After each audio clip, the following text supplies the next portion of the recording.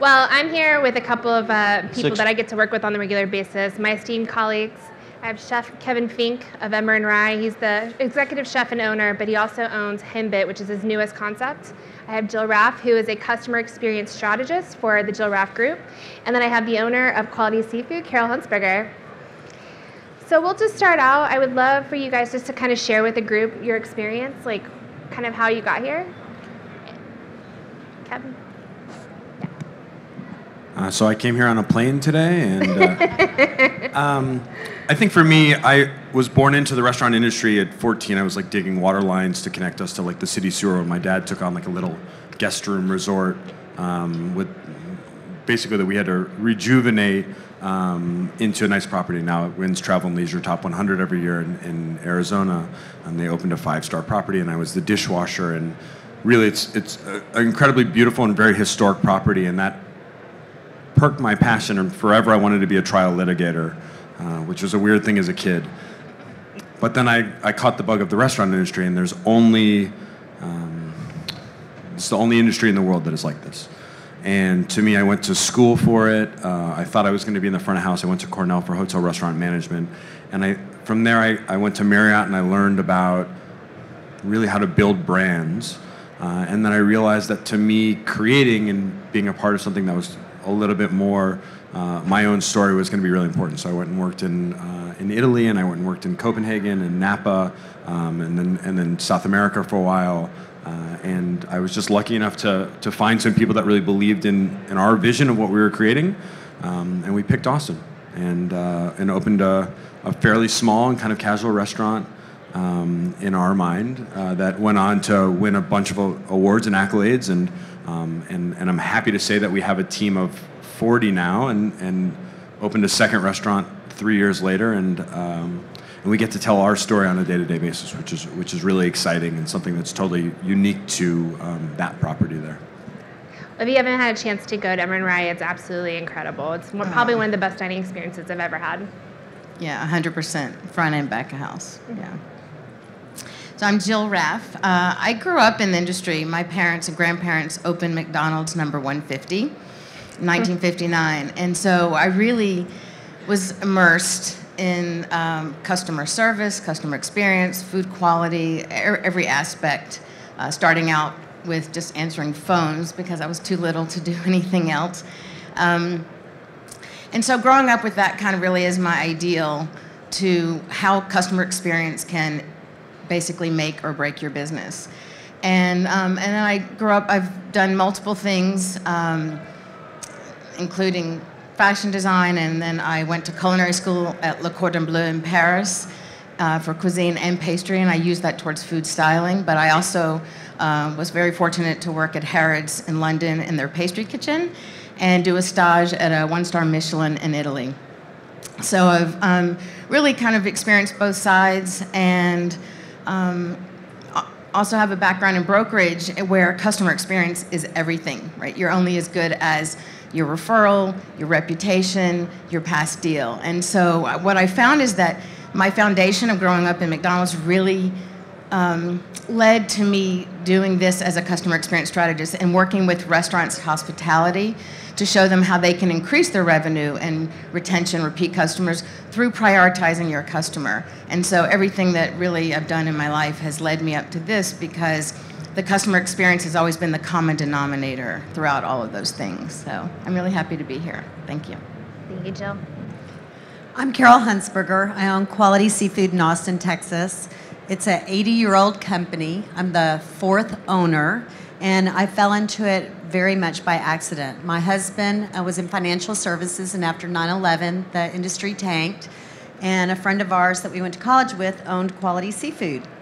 And he decided he wanted to get out of it. We asked him to do a second location. That didn't happen. We bought Quality Seafood. At the end of the first year, no money taken out. Sam, the old owner, his wife stayed to keep the books, and she called me. I was down at the coast with my children, and she said, we can make payroll or we can pay the frozen seafood company. What do you think he wants to do? And I was like, oh, great. That's a great thing. So I called a friend that was a banker. They gave us a line of credit. We never dipped into it. The next year, I fired my husband. I went to work, and I have an accounting background, so I didn't know anything about seafood. I didn't know how to cut it. So we're a three-part business. We wholesale, so we have 280 local and out-of-town restaurants that buy seafood from us. We have a restaurant and then a retail counter. So at the end of that first year, we did $1.8 million in sales and lost $200,000. The next year, I got on a boat. I learned how to cut fish. I learned how to buy fish. I learned where not to buy fish.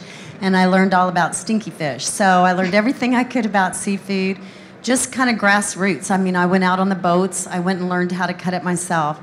And then I came back. The next year, we only lost $3,000. So it was a huge turnaround in that business.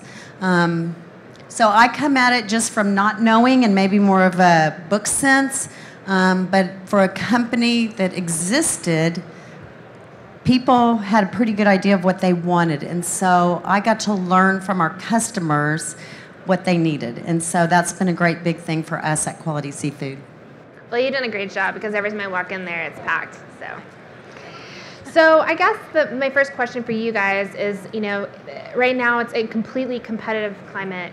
Especially in Austin, we have restaurants that are opening every single day, left to right of businesses. I guess my question for you guys is, how do restaurants stand out? What matters to them in order to be competitive in this climate?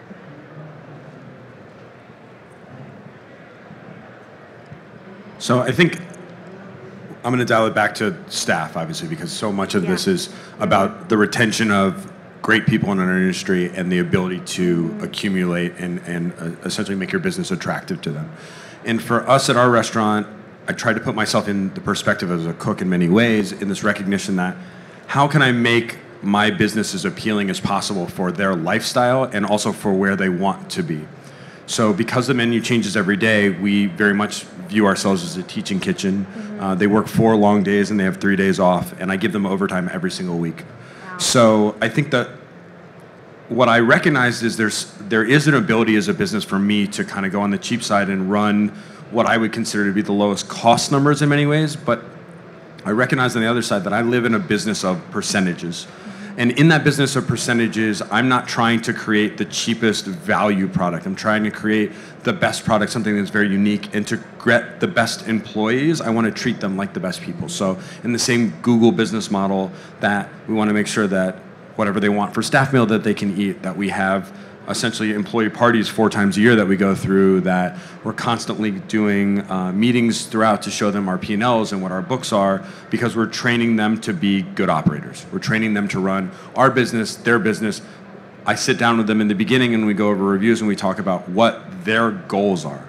If they want to own their own business, if they want to be a chef for us, if they want to learn how to cook and ferment and then move on from there. Because whatever I can do to keep myself as a better teacher for them makes them stay with me longer. It's just way too competitive of a business anymore to pretend like they're not looking. Like I talk about it as a kind of the dating app thing. Like, so Tinder now is a swipe left, a swipe right. It's exactly what everyone does in this like commercial world of it. Like they keep their feelers out there now. They don't totally want to commit to anybody too much. And so in that, you always kind of have to make sure that you're looking at yourself in this relationship and not saying just because somebody's been with me for 5 years, they're going to stay for the 6th year. Because somebody's been with me for 5 years, maybe the person who's been here for 2 years is actually working harder and going through that. And so to me, it's always trying to talk to them about what their future is, what we're doing for them, what we're doing in the future, and yet being obviously not dangling the carrot that's not real. Great. So I think what matters right now is really to stand out. There are so many restaurants that are opening left and right. And so how are you different? And I think it's very important for a restaurant to establish their brand and have super good clarity on who they are, who they want to represent themselves out to the world, and through their employees, because the employees are their front line. And the first step to doing that is to make sure that your core values, your ethos, what you're about is really important, and that you then hire and train, educate, follow up through all in alignment with that, so that everyone who represents your company, whether it's your servers, your staff, or could be something with marketing, anyone who represents you in your business actually understands your values and is representing that to you. And so that's, to me, the way you have to really stand out in a very crowded marketplace, because if you're just like you're the competitor next door who's serving similar food, give them a reason to come to you. Why is it, what is that experience they had with you that's different? And let them know, why are they coming to you versus the person next door? For me, I think it's look at everybody and on their forehead, read the words, make me feel important. So from my employees to, we are closed on holidays. I want them to be with their families. I want them to enjoy fireworks on the 4th of July. We're closed on Sunday. So if they believe in God, they can be there on Sunday to do what they need to do with their families. I believe in a 401k plan. I believe in health insurance. I believe in giving them everything that I need to support my family.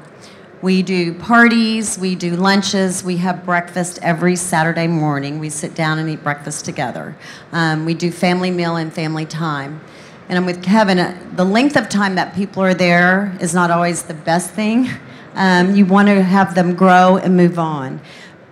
But for the people who want to stay, I just had a man retire this year. He taught me everything about quality seafood.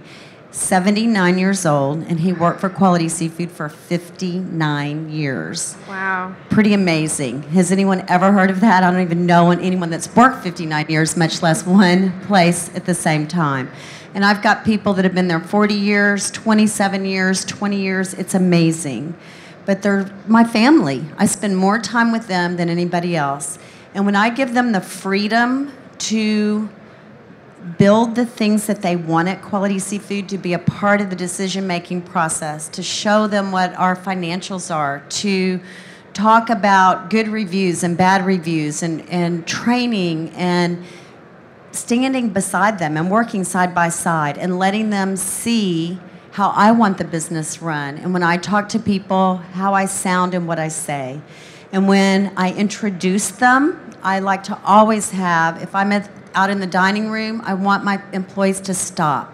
I want them to come up and I want them to meet the customers that they're with. I want them to have that relationship too.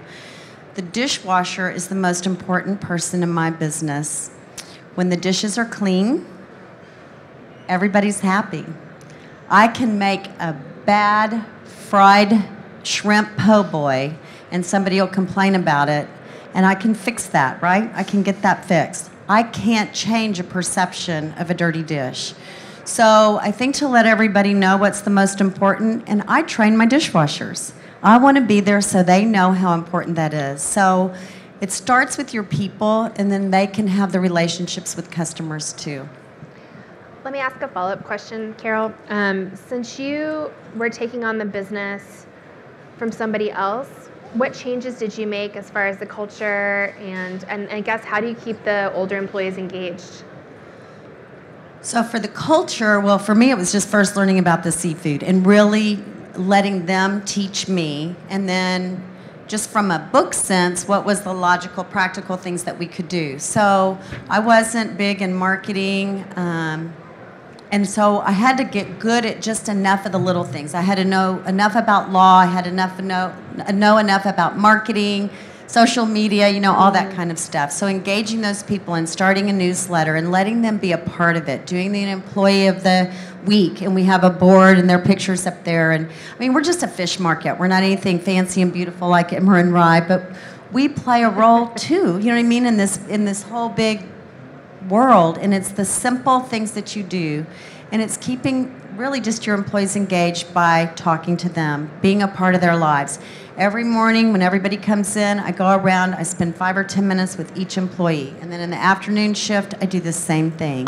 They're important. They're a very, very important part of the business, and so I think to just keep them engaged, let them be a part of the family. Ask them, know about their kids, know about what's going on in their lives, because then they want to know what's going on in each other's lives. They'll treat each other well, and then our customers can share too.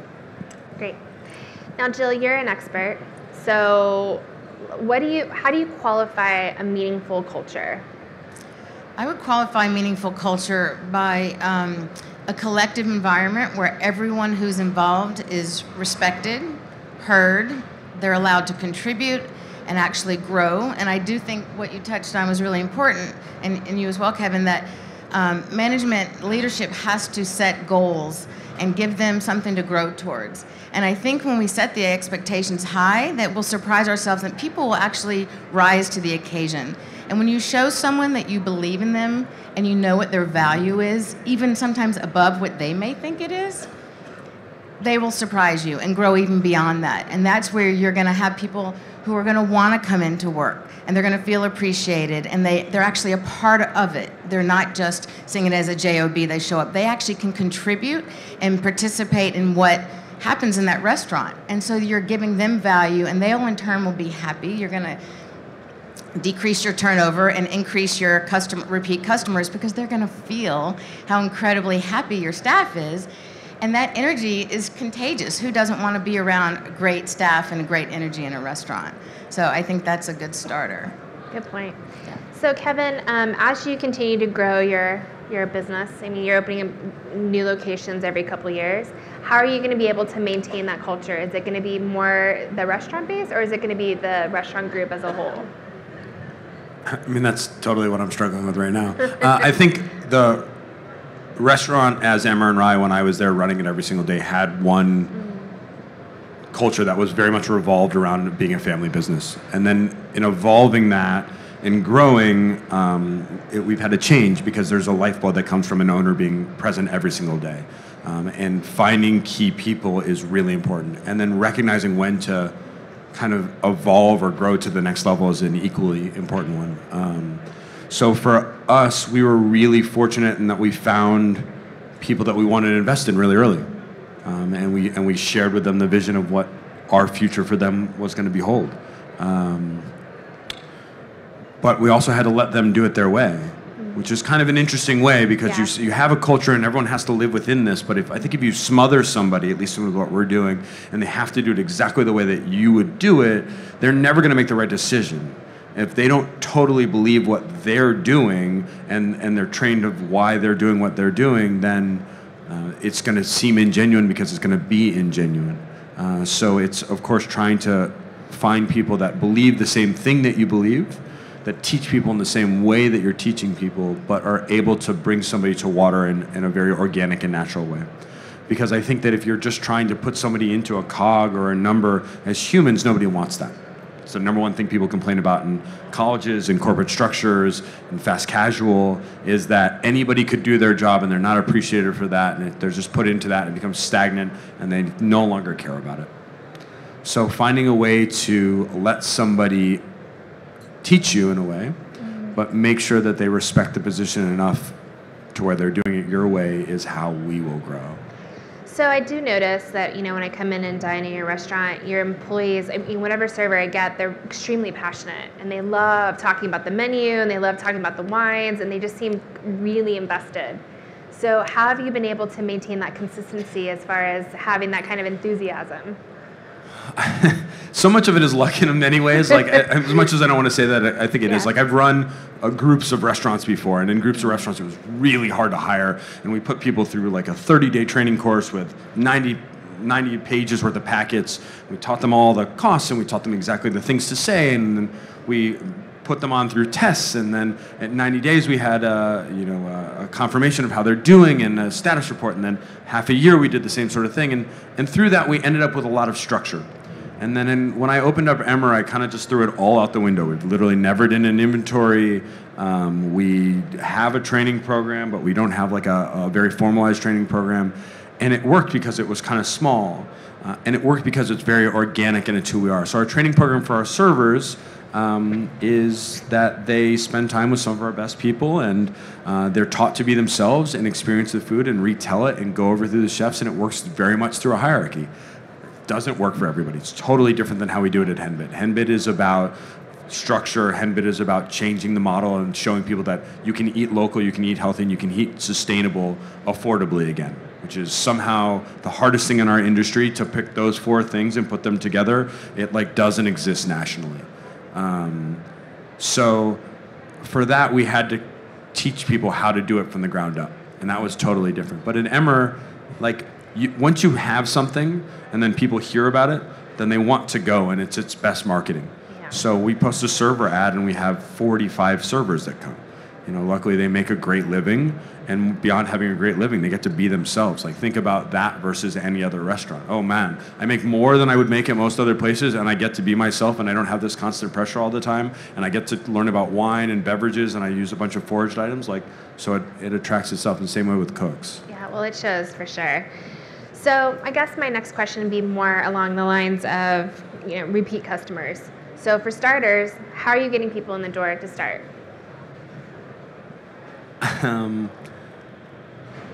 We are 100% word of mouth. We have never paid for a dime of advertising since we opened.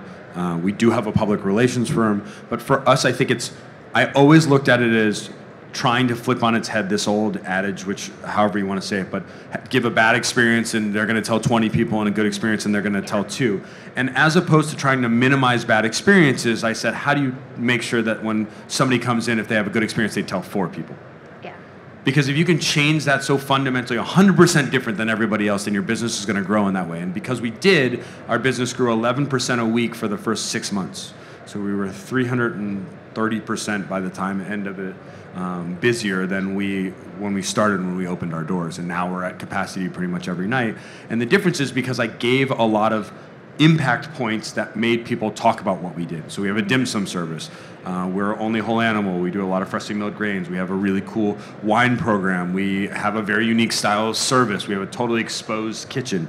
And depending on, I knew I wasn't going to be able to associate with everybody on certain levels, but I wanted to give people a story. So you went to the restaurant and you had to tell people. And because of that, the people that came in ended up being the best brand ambassadors for what we did. And that was the most powerful thing, because it was totally authentic. If you talk to a friend and they're telling me something they're very excited about, it's very different than if you're going to talk to me and I'm going to tell you about something. Funny story, I was an Uber driver before I opened the restaurant. Well, I was just like holding my time, trying to keep myself off of payroll. And people would always ask me, like, what do you do? And I would never tell anybody that I was going to open a restaurant, because I knew that if somebody was in the back of an Uber and I was like, yeah, I'm opening a restaurant, like, they would be like, okay, cool, great, thanks, man. So it was just a different power relationship versus somebody that, like, you have trust with, that you go through that sort of thing. And so, I just didn't want to have a noise, just like handing out pamphlets or whatnot, because that's hard. Everybody knows you're shooting for 3% of people are going to turn back on that, versus you can have a 30-second conversation with somebody, or they'll stay on your site for 2 minutes. It's a big time return of an investment. So Jill, my question for you is, do you have any tips for bringing people in the door, and then how you can get repeat customers? Sure. Well, just a nod to Kevin, because truth of the matter is, it's 6 to 7 times more expensive to keep your current customers than it is to find new ones. And on the flip side, repeat customers worth up to 10 times more than their original purchase. And I was one of those people for Kevin, because I met Kevin and I ate at his restaurant and I just blown away. I'm his biggest fan. And I have told many of my friends who have since gone to Emmer and Rye. And it's a perfect example of how basically my belief in that you give them something to talk about, and they will, and you use your customers to be your marketing sales force. You have a free marketing sales force simply through your customers. And that's the best way for sure. But in terms of greeting them, I believe that it's important that you make them feel at home, but as a guest, so that the service is transparent. It happens, it's smooth, it's really great. And things that might seem super commonsensical, like look someone in the eyes, use their name, right? How do you greet them? Wait time, all of those things. They seem super common, but there are so many people who are not doing it. So then the question is why? And that goes back to where I come in, because I work and I help restaurants increase their retention and the repeat customers through some sort of a system. Because when you have that consistency, that's when you turn consistency into cash. And so I think it's really important that you give them something to talk about, like what Kevin said, for sure. And Carol, what is your strategy for bringing in repeat customers? So I, like Kevin, have never paid for a penny of advertising for our, and we an 8,000 square foot to a 16,000. I was able to buy the building. So I've grown that business from 12 employees to 62 employees now. So it's been a huge change. It's incredible. But I give back in the community. There is hardly anybody that ever calls that I don't make a cutting out here. Make a donation. Oh, is it me? Sorry. That I don't make a donation for. So I'm active out in the community, and I had to get out there and shake hands. I didn't have any money for advertising when you're losing almost $200,000 in the first year. So I very strategically put myself out in different places. So being a fish store, I went out to my church, and I was active with the church. Let them know that I was the parishioner, and we got fish on Friday, every single Friday. I also got real active with the Texas Department of Agriculture. I got on the board for the shrimp marketing, so I wanted to meet the shrimp people, and I got out there, and now they make donations for things that I give, and it's a mutual relationship. I also got active at Texas State, where I went to school, and then I did a local charity, Rodeo Austin, and the Coastal Conservation Association. So I had to be strategic in who I went to talk to and where I wanted to be, and I really thought about it. After 9/11, nobody was eating in restaurants. Do any of you remember that? Nobody was out eating in a restaurant. So I had to figure out a way that I could buy fish and get it in my wholesale department. So, I just got real smart. I went to nursing homes because guess what? They show up every Friday night. So I knew if I could bring the seafood in and bring it in at a good price, I could continue to serve and sell to other restaurants. And in that way, start building them our own restaurant. So when I bought Quality Seafood, we had nothing but fried fish on the menu. And I looked out in the dining room one day, and there was nothing but men eating fried fish. Because guess what? Women don't go to restaurants that only have fried seafood. They don't. So I had to get some grilled options on the menu because I needed to get some women in there. So I changed a lot of little things, but they were very small. And now you walk in there and there's groups of women that come in and they meet there for lunch. And it's so stinking excited for me to see them there. It's just really amazing when you can see what happens. So, I think just you've got to be deliberate in a lot of the things that you do. But I also think it has to come from your heart. I don't think you can. It's all just the numbers. I poured my heart into every organization that I was a part of and still am a part of so that I could build that business and rebrand or rebuild what was already started. So I have a follow-up question in regards to, so you have happy employees, you have people that are coming in the door. Obviously, it sounds like you kind of are living your success story. So with that being said, how are you going to be able to maintain that success and continue to grow revenue? What are your strategies behind that? To continue the success? Yeah. You know what? It's just going in every day, doing what you do, having some good guidelines of your day of what you need to do. So every morning at work at 6 o'clock at the latest. And on my way to work, I say, Dear God, just bring all the tough stuff on first thing this morning because I want to go home at 6 o'clock tonight happy and loving my business because I don't want to deal with it at 10 o'clock wide awake while I'm thinking about it. So my strategy for just growing is just keep doing the best you can every day. You know what I mean? Just one day at a time. You just got to be consistent, just give it your best every day. And when you do. When you put your head on your pillow, and when your employees are. And the other thing that I always say is wait 24 hours. Don't ever make a decision about anything that you haven't thought through for 24 hours. And I think success comes from that because employees who shouldn't be there, they'll fire themselves. They'll walk out in 24 hours if it's not meant to be. Customers who got mad at you, tell them you'll get back with them tomorrow and have a great response for it tomorrow. Right now your emotions are hot and heavy, or you're so excited that it's not happy, it's not good either. You know what I mean? Either end of the spectrum. So just consistent growth. That's all I can say. Jill, do you have a story of where you witnessed it firsthand as far as where you have happy customers, you have repeat customers, and most of my business has always been, regardless of what I've done, has been through referrals. And so that way I spend my time actually with my clients, and they're their problems and making them happy versus going out and cold calling. And when people know that you have their best interests at heart and you're there with them to connect with them, then you're going to have the best success and the best growth regardless. And I think it's important to really assess, for the owners to assess even, if their perspective of what's going on is that of their staff, from their management, their servers, dishwashers, and customers. Because the truth is, there's an amazing stat that blows me away.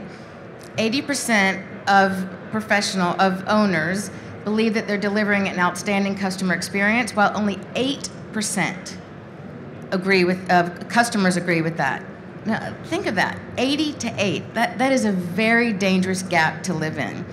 And so one of the things that I do with my clients is this an assessment, and I think it's important for owners to be very real and honest that maybe their perception is not that of their staff or their customers.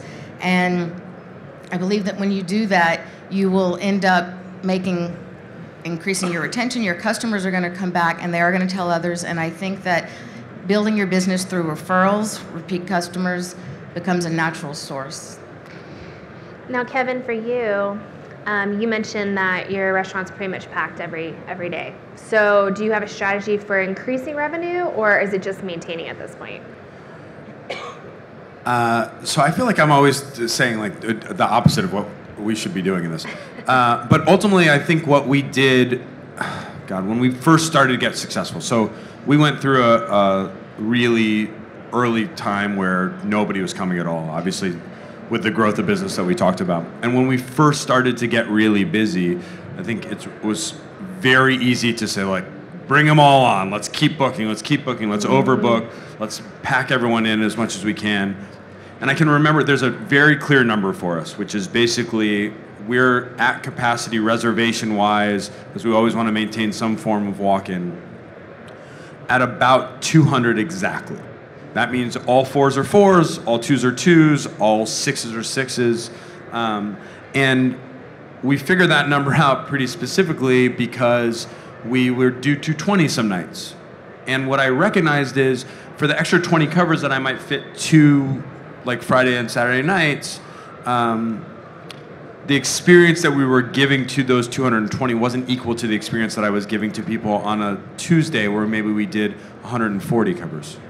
And so we trimmed it back and we focused on making sure that our team felt comfortable every single day delivering an experience that we were very proud of no matter what. And we kind of invested in this idea that the long term was going to be much more successful for us if we knew and we felt good each day and proud each day of what we were doing. And we knew that the business would kind of reach a capacity of where it is. I definitely could squeeze some more out of that. But for us, there's a pride level that comes in the employees feeling like the transaction is a win for the consumer, because they're genuinely excited for that every single day. And it's something that we talk about as a team a lot is, if you were on the other side of this, would you feel like it was a win? Which ultimately is really important. It's something that we all do. We leave a restaurant. It's so funny. If you like wait outside your restaurant or your establishment and don't say anything to anybody and listen to what everybody says, because the first 10 words out of like half the people's things is exactly honestly what they thought. They'll walk out and they'll be like, that place was really great. Or they'll walk out and they'll be like, I don't know, I didn't get the hype. You know, it's the first thing that they're going to talk about, and it's what they're going to continue to say to everybody else. So put yourself in their shoes and say, is your transaction a win for them? Because if they can leave that transaction and they can say, man, I feel really good about choosing to go here and eat and spend this money here versus some other place, then they're going to come back. It's as simple as that. And for us, it's making sure that the experience that, like I have our servers downsell. It's the weirdest thing, but like people will come in, and because it's hard to get in, they don't come in that often, they want to order a bunch of menu items. And our servers will be like, honestly, don't do that. Have 2 to 3 items between your group, get some dim sum, you're going to like it a lot more, you're not going to leave so hungry. And what happens is they have a better experience, and then they come back. And they don't leave spending way more money than they needed to spend, because we don't need a one-time dining experience and then for them to never come back because it was the most expensive meal that they had that year. That's so smart. I'm going to cut to Jill. Jill, you want to explain the handouts that are in the seats? Yeah, so you've heard us share a bit of our ideas, but we have a huge wealth of experience and knowledge here in this room. And so I wanted to invite y'all to participate and to give and get. So if you notice on your sheets there, if you're willing to just fill in your top customer experience strategy that's worked for you, and if you're interested in getting information that's shared by your peers in the industry, circle yes on the corner. TRA will collect those. I personally will go through them and compile a top 12 list of everyone's best customer experience that can then be shared, and there would be tips and ideas that you can implement in your business immediately. So if you want to take just a minute or two and just do that, we'll continue to talk because I know we're short on time. Yeah. But please do fill that out, and then you'll be giving one and getting back many. And thank you for sharing with everyone here. I'm going to open it up to any questions. Does anyone have any questions for the panel? The first one's always the hardest one. Yeah, and then yeah. like Exactly. Who's brave? Well, I have some follow-up questions. So in regards to the future, where do you think the industry is going in regards to culture and customer service? I feel like I'm talking about me. Yeah. Good, right? I'm very, very much focused on the innovation of the culture of employees, because I think that we are so aware that education is really important, and specifically back of house, as much as I want to talk about that. The gap in actual full service restaurants between pay rate between front of house service employees and salespeople and back of house service employees is ultimately a problem and leading to a degradation of quality that we all know is happening. And some major restaurateurs have started to take that on. I don't think that it has really been received 100% successfully yet. And that will be a major change. It's going to be a major change. It's happening. Obviously, technology is the other thing that we're all here investing in. It's interesting to walk this room, the up and down of it, and know that I think all of us believe that our people are our number one asset, and we probably spend more time looking for innovation in product, in technology, in systems than we do looking for innovation in people, even though that's our number one asset. And figuring out a way to be there and innovate for our people is an opportunity for us, and also probably a necessity for being a modern day business. Yeah, I'm super excited for the future because I feel like the technology is taking away a lot of the menial tasks and systematizing a lot of things, which allows the employees and the people to really connect with your employees and your people to connect with your customers. And at the end of the day, no matter how much technology, people want to connect with people.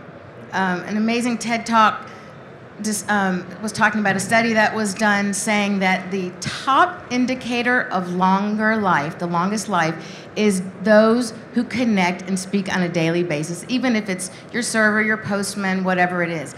And that's what's so exciting to me, is that through helping and working with customer experience, not only am I able to help people connect to other people, which just really lights me up, but at the same time, have businesses grow. And as long as businesses are making money, we're helping the community, the industry, then you've got a win-win situation. Actually, what I call a trifecta win, because the owner wins, the staff wins, and the employees win. And so I'm really excited. I think that the future, that businesses are starting to invest more and more in their staff and their employees to assure that great customer experience, and I think that's a great way to go forward. I'm sorry, we have to cut it short. Keep in touch with us, guys. This is the way to do it. Thank you guys so much for coming to the panel. I know Jill has some cards. You want to talk to her a little bit more about her services, but thank you so much for coming. Enjoy the rest of the conference.